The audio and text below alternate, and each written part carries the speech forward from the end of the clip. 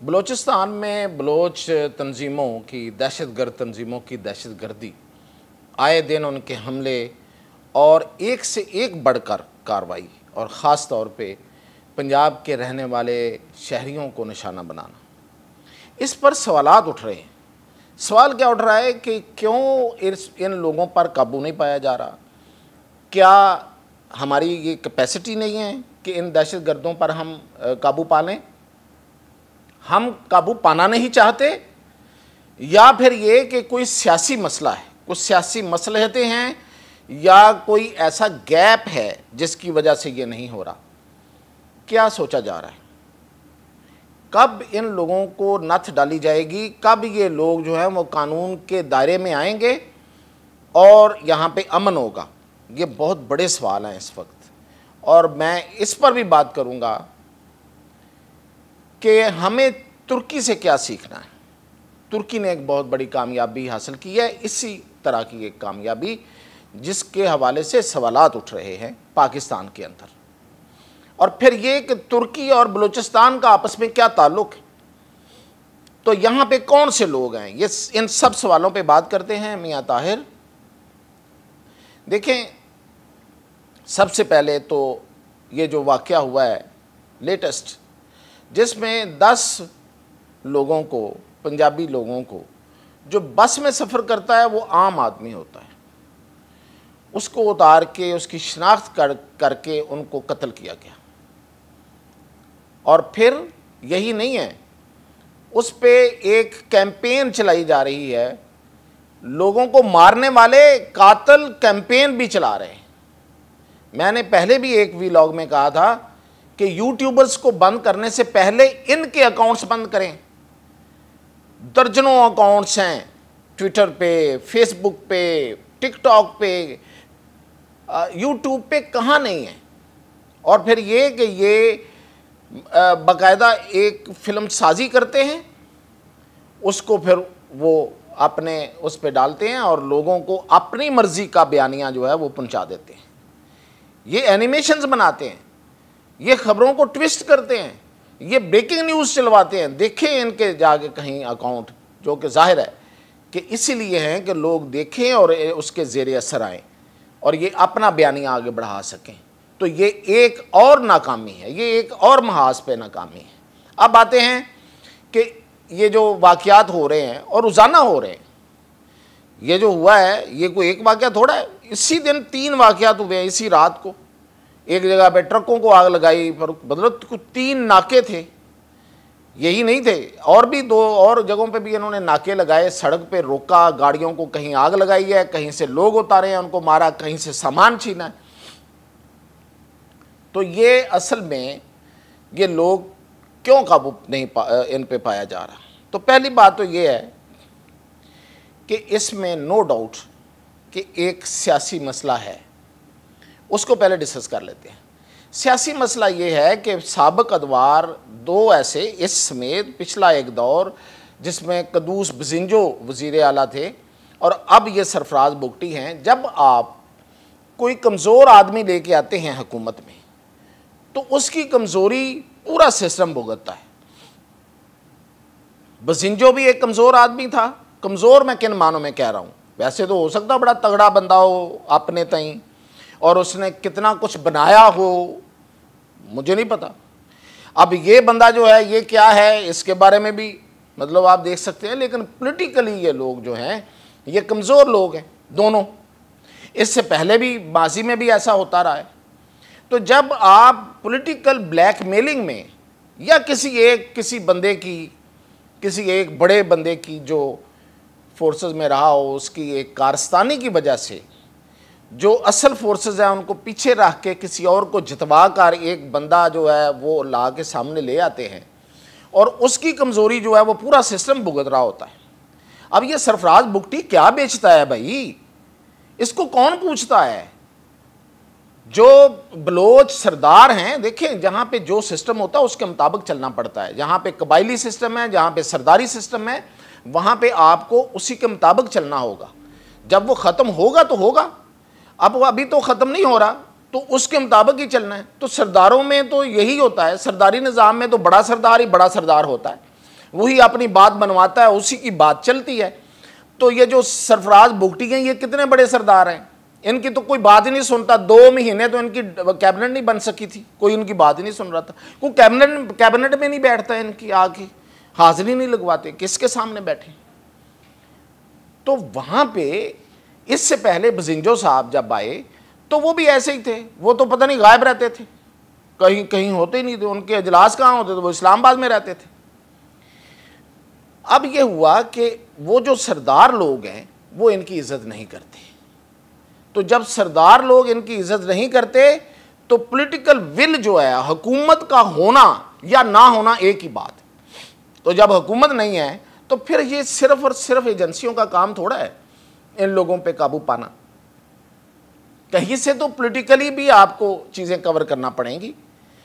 तो उसके लिए बारहा ये अर्ज़ की जा चुकी है कि भाई आप जो वक्ती मफादात हैं उनको पीछे छोड़ें, इख्तलाफात को पीछे रखें और किसी बड़े सरदार को लेके आएँ। मौलाना फजलुर रहमान के पास वो बंदा है। जब 1 2 3 दफ़ा ये बातें समझ आ चुकी हैं, तय हो चुकी हैं, तो इसमें आगे बढ़ने में क्या मसला है। सिर्फ इसलिए कि वो पीपल्स पार्टी का बंदा, पीपल्स पार्टी नाराज़ हो जाएगी तो पीपल्स पार्टी को कहें कि आएँ फिर इस मसले का हल निकालें, फिर वो निकालें इसका हल। अगर उनके पास हल नहीं है तो फिर पीछे हट जाएं। तो इसको तो निकालना है। ये तो नहीं हो सकता कि यहाँ पे तमाशा लगा रहे, इंडियन अकाउंट्स जो हैं वो हमारी बेइज्जती करते रहें और लगा लगा के बताएं कि ये हाल है और ये सूबा है और जिसके बारे में ये कह रहे हैं एक दिन में इतने हमले हो जाते हैं, इतने लोग मारे जाते हैं, इतने लोग जो हैं वो अगवा हो जाते हैं और इतने शहर वो कहते हैं, फिर वो क्या क्या नहीं बोलते। और वो हो भी रहा होता है। वो उसको 10 से ज़रब देते हैं, 100 से ज़रब देते हैं और उसको बना के पेश करते हैं। तो पूरी दुनिया हमारी तरफ देख रही है। तो यही नहीं है, हमारे अपने दोस्त भी देख रहे हैं। तो ये है कि ये पॉलिटिकल गैप को दूर करना पड़ेगा। दूसरी बात, ये जो लोग बैठे हुए हैं पहाड़ों में, ये पहाड़ को बहुत बड़े पहाड़ नहीं हैं। जो इन पहाड़ों को जानते हैं वो को बहुत बड़े पहाड़ नहीं हैं। हाँ, ये ज़रूर है कि ये जो पिछले और ये जो वज़ीर आला और इससे पिछले जो बजिंजो है, इसके दौर में ये हुकूमती सफ़ों में वो जो इस नज़रिए और इस बयानिए के लोग हैं वो शामिल हो गए। वो फैसिलिटेटर ज़रूर हैं। हुकूमत इनको कंट्रोल करने में शायद कोई मदद नहीं कर रही, जो नहीं कर रही, बल्कि इनको फैसिलिटेट करने में मदद हो रही है, क्योंकि हुकूमती मशीनरी में इनके लोग मौजूद हैं। ये एक इंकशाफ नहीं है, ये हकीकत है और मैं इसका इजहार कई दफ़ा कर चुका हूँ। अब उन पहाड़ों पे जाके ऑपरेशन करने के लिए ज़रूरी है कि वो जो उनके इर्द गिर्द देहात है उनको खाली कराया जाए। अब हुकूमत यानी कि फेडरल गवर्नमेंट और जो हमारी इस्टेब्लिशमेंट है वो इस तरफ इसलिए नहीं आना चाहती कि एक तो वहाँ पे पॉलिटिकली कोई बंदा उनको संभालने इस सिचुएशन को आगे चल के, जो कि जाहिर है कि अगर आप IDPs बनाते हैं, लोगों को एक जगह से उठा के दूसरी जगह बैठाते हैं, वो इलाके खाली करते हैं इसलिए कि ताकि हम वहाँ पे एक स्वीपिंग ऑपरेशन कर सकें, तो वो उसको संभालना पॉलिटिकली और बाकी वो किसकी बस की रोग है, किसका बस का रोग है। वो एजेंसियाँ या इस्टेब्लिशमेंट तो नहीं करती होती, वो तो हुकूमतें करती हैं। तो वो है नहीं है। अब इन पहाड़ों में जो मेरे पास खबर है वो ये है कि ये जो बलोच हैं ये नहीं हैं, ये बहुत कम हैं। यहाँ पे इस वक्त जो कार्रवाइयाँ कर रहे हैं ये वो इनमें बलोच हैं लेकिन बहुत कम हैं। और ये अब चूँकि इनका अब वजह क्या हुई है, इनकी तेज़ी क्यों आई है, फ्रस्ट्रेशन हो गई है, इर्द गिर्द से जो घेरा है वो तंग हो गया। ख़ास तौर पे ईरान ने वहाँ से इनको धकेल दिया है। वहाँ पे भी पिछले दिनों एक झड़प हुई थी और इन्होंने ईरानी लोगों को, फोर्सेस के लोगों को मारा था। तो अब वहाँ से उनको धकेल दिया उन्होंने। ईरान से तो इनका रास्ता बहुत हद तक बंद हो गया है। अब ये चोरी छुपे को रास्ते इन्होंने अभी रखे हुए हैं तो वो रखे हुए हैं। ईरान बिल्कुल पाकिस्तान के साथ इस पर एक 1 पेज पे है। अब ये लोग जो शिफ्ट कर गए थे अफ़गानिस्तान की तरफ, ये वहाँ से हैं और ये TTP इनके साथ है और वो जो अमारात इस्लामिया टाइप नामी कोई एक दहशतगर्द तंजीम है, ये मिलके कार्रवाइयाँ कर रहे हैं। ये एक सिंगल बलोच नहीं है। और फिर इससे भी बड़ी खबर ये है कि चूँकि तुर्की ने कुर्दों को भी हथियार डालने पे मजबूर कर दिया, इससे आगे मैं बात करूंगा, तो वो कुछ उनका भी कोई ऐसा डिसग्रंटेड एलिमेंट जो नहीं हथियार फेंकना चाहता, वो कुर्द भी इधर आए हुए हैं। तो यहाँ पे इन पहाड़ों में इस वक्त गैर मुल्कियों की एक अच्छी खासी तादाद है। ये मैं खबर दे रहा हूँ, बहुत बड़ी तादाद है यहाँ पे, जो कुर्द भी हैं, जो ताजिक भी हैं, जो उज़्बेक भी हैं। और टीटीपी वाले, इनको पूरी तरह से अब ये चेन साबित करना, निकालना साबित हो चुकी है, लेकिन उसको डोजियर के तौर पे लेके जाना और फिर उस पर कोई कार्रवाई कराना हुकूमत पाकिस्तान का काम है कि इनको अजीत दोवल और हुकूमत भारत जो है वो पूरी तरह से फंडिंग कर रही है और उसमें अफगान तालिबान शामिल हैं।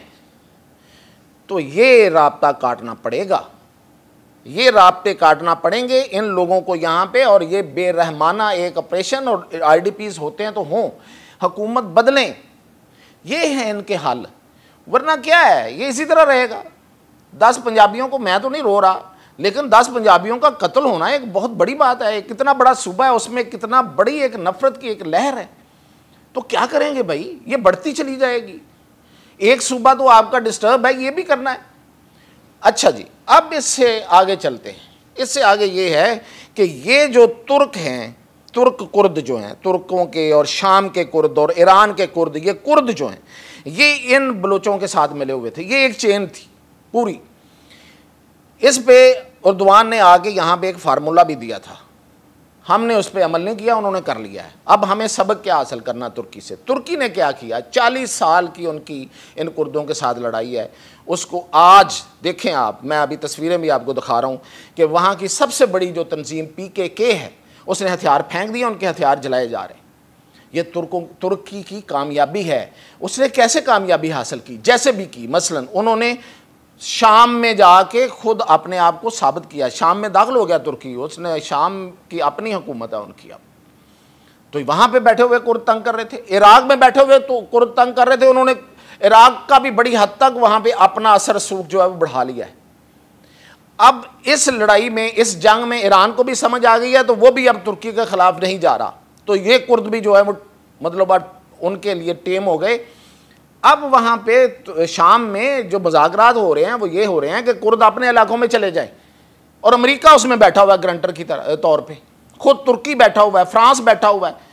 तो ये अगर वो 40 साल की इस लड़ाई को तुर्की इस तरह की सफारतकारी और अपने शाम के अंदर अपना असर सूख बढ़ा के उसको अपना बना के इन लोगों को कॉर्नर कर सकता है, तो हम क्यों नहीं कर सकते। हम अफगानिस्तान में दाखिल होकर अफगानिस्तान को अपना क्यों नहीं बना सकते। अभी आपको मैंने खबर दी थी कि रूस ने इसको तस्लीम किया है। रूस हमारी मदद को नहीं आएगा। रूस की KGB जो है वो हमेशा पाकिस्तान के ख़िलाफ़ इस्तेमाल हुई है, इसलिए खातर जमा रखें, रूसी हमारे ख़िलाफ़ काम करेंगे। तो अफ़गानिस्तान पे काबू डालना होगा। ईरान पे हमने कर लिया, ये हमारा क्रेडिट है, मैं क्रेडिट लेता हूँ, मैं गवर्नमेंट को क्रेडिट देता हूँ, इसका एस्टेब्लिशमेंट को क्रेडिट देता हूँ। लेकिन भाई इस अफ़गानिस्तान को भी तो कंट्रोल करें। वहाँ से हर जो जितनी भी ये लानत है, जितना भी ये हमारे पे मुसीबतें हैं, वहाँ से नाज़िल होती हैं। भारत तो करेगा, तो ये करने का काम है इस वक्त तुर्की से सीखें। तुर्की ने किस तरीके से इन मुल्कों पे अपना जाके असर सूख बनाया और उसने कुर्दों को हथियार फेंकने पे मजबूर कर दिया, और वो उनका जो वो वाला एलिमेंट है जो हथियार नहीं फेंकना चाहता, वो आके इस वक्त बलूचिस्तान में बैठ गया है। और ये इनके साथ और वो TTP और दूसरे दहशतगर्द, इंटरनेशनल दहशतगर्द यहाँ पे आ गए हैं और ये कार्रवाइयाँ कर रहे हैं। तो इस वक्त हमें इन सारे एक टाइम पे सियासत, ऑपरेशन, IDPs और सफारतकारी, इस पे तवज्जो देने की ज़रूरत है, वरना ये मामला काबू में नहीं आने वाला। मज़ीद अपडेट के साथ हाज़िर।